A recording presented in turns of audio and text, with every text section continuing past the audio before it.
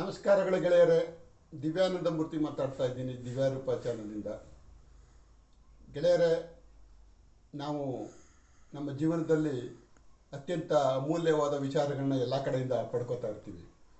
ಇತ್ತೀಚೆಗೆ ನನಗೆ ಗುರುರಾಜ ಕರ್ಜಿಗಿಯವರು ಹೇಳಿದ ಒಂದು ಕತೆ ಭಾಳ ಸಾಂಕೇತಿಕವಾಗಿ ಎಲ್ಲರ ಜೀವನಕ್ಕೂ ಅರ್ಥಪೂರ್ಣ ಅನಿಸ್ತು.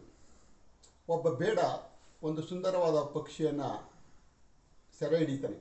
ಅದು ಎಷ್ಟು ಸುಂದರವಾಗಿರುತ್ತೆ ಅಂದರೆ ಅವನು ಅದನ್ನು ತಂದು ಭಾಳ ಚೆನ್ನಾಗಿದೆ ಅಂದ್ಬಿಟ್ಟು ಪಂಜರದಲ್ಲಿ ಇಟ್ಟು ಇದನ್ನು ಸಾಕೋಬೇಕು ಅನ್ನೋ ತೀರ್ಮಾನ ಮಾಡ್ತಾನೆ. ಅಷ್ಟೊಂದು ಅದ್ಭುತವಾಗಿರುತ್ತೆ. ಅದರ ಸೌಂದರ್ಯಕ್ಕೆ ಅವನು ಬೆರಗಾಗಿರ್ತಾನೆ. ಅದನ್ನು ಪಂಜರದಲ್ಲಿಟ್ಟು ಅದಕ್ಕೆ ಏನೇನು ಬೇಕೋ ಅದಕ್ಕೆಲ್ಲ ಕೊಟ್ಟು ಚೆನ್ನಾಗಿ ನೋಡ್ಕೊತಾ ಇರ್ತಾನೆ.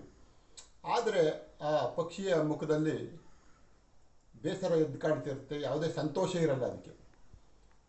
ಅದು ಸುಮಾರು ದಿನ ಇವನು ಮಾಡೋದನ್ನೆಲ್ಲ ಗಮನಿಸ್ತಾ ಇರುತ್ತೆ. ಒಂದು ದಿನ ಮನುಷ್ಯರ ಭಾಷೆಯಲ್ಲಿ ಅದು ಮಾತಾಡುತ್ತೆ.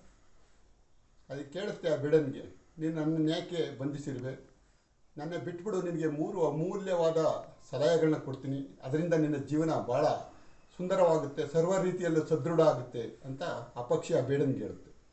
ಹೌದಾ, ನಿನ್ನ ಬಿಟ್ಟರೆ ಆರೋಗ್ತೀಯ, ನಿನ್ನನ್ನು ಹೆಂಗೆ ನಂಬೋದು ಅಂತ ಆ ಬೇಡ ಹೇಳ್ತಾನೆ.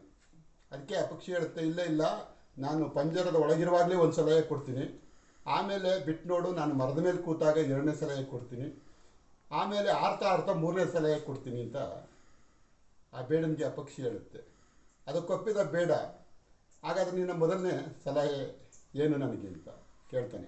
ಆಗ ಪಕ್ಷಿ ಹೇಳುತ್ತೆ, ನೀನು ಎಂಥದೇ ಆಗಿರಲಿ, ನೀನು ಏನೇ ಆಗಿರಲಿ, ಜೀವನದಲ್ಲಿ ಇದುವರೆಗೆ ಆಗಿರ್ತಕ್ಕಂಥದ್ದನ್ನು ಎಲ್ಲ ಮರೆತು ಬಿಟ್ಟು ಇಂದಿನಿಂದ ಜೀವನವನ್ನು ಹೊಸ ಥರವಾಗಿ ಆರಂಭ ಮಾಡು.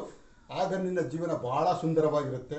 ಅದು ಒಳ್ಳೆಯದೇ ಆಗಿರಲಿ ಕೆಟ್ಟದ್ದೇ ಆಗಿರಲಿ, ಇಂಥದ್ದೆಲ್ಲ ಮರೆತು ನೀನು ಈ ದಿನ ಆರಂಭ ಮಾಡಿದಾಗ ನಿನ್ನ ಮನಸ್ಸು ಪ್ರಶಾಂತವಾಗಿರುತ್ತೆ, ನಿನ್ನ ಆರೋಗ್ಯ ಚೆನ್ನಾಗಿರುತ್ತೆ, ಪ್ರತಿಯೊಂದು ಹೊಸದಾಗಿ ಕಾಣುತ್ತೆ. ಆಗ ನಿನ್ನ ಜೀವನ ಅದ್ಭುತವಾಗುತ್ತೆ. ಇಂದಿನ ಎಲ್ಲ ಅನುಭವಗಳ ಜೊತೆಯಲ್ಲಿ ಹೊಸ ದಿನವನ್ನು ಪ್ರಾರಂಭ ಮಾಡ್ತೀಯಾ ಅಂತ ಹೇಳ್ತೆ.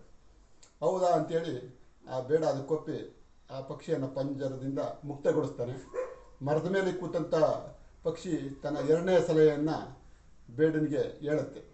ಅದು ಹೇಳುತ್ತೆ, ನೀನು ಯಾವುದನ್ನು ನಂಬಬೇಡ, ನಿನ್ನ ಅನುಭವಕ್ಕೆ ಬಂದ ಸತ್ಯಗಳನ್ನು ಮಾತ್ರ ನಂಬು. ಬೇರೆ ಯಾರೇ ಏನೇ ಹೇಳಿದ್ರು ನಂಬೇಡ. ನಿನ್ನ ಜೀವನದಲ್ಲಿ ನೀನೇನು ಕಂಡುಂಡಂಥ ಸತ್ಯಗಳನ್ನು ಮಾತ್ರ ನಂಬಬೇಕು ನೀನು ಅಂತ ಹೇಳುತ್ತೆ. ಭಾಳ ಸಂತೋಷ ಆಗುತ್ತೆ ಬೇಡನಿಗೆ. ಅದನ್ನು ಒಪ್ಕೋತಾನೆ. ತದನಂತರ ಪಕ್ಷಿ ಹಾರುತ್ತೆ. ಹಾರುವಾಗ 3ನೇ ಸಲಹೆ ಏನು ಅಂತ ಕೇಳ್ತಾನೆ. ಅದಕ್ಕೂ ಮೊದಲು ಪಕ್ಷಿ ಒಂದು ಮಾತು ಹೇಳುತ್ತೆ, ನೀನು ನನ್ನ ಬಿಟ್ಬಿಟ್ಟೆ, ನೀನು ಪಂಜರದಲ್ಲೇ ಇದ್ದರೆ ನನ್ನನ್ನು ಕತ್ತರಿಸಿದರೆ ನನ್ನ ಹೊಟ್ಟೆ ಒಳಗಡೆ 4 ವಜ್ರ ಇತ್ತು ಅಂತ. ಆಗ ಅವನು ಪಶ್ಚಾತ್ತಾಪ ಪಡ್ತಾನೆ. ಪಶ್ಚಾತ್ತಾಪ ಪಟ್ಟು ಭಾಳ ನೊಂದ್ಕೊಂಡ್ಬಿಡ್ತಾನೆ. ಅಯ್ಯೋ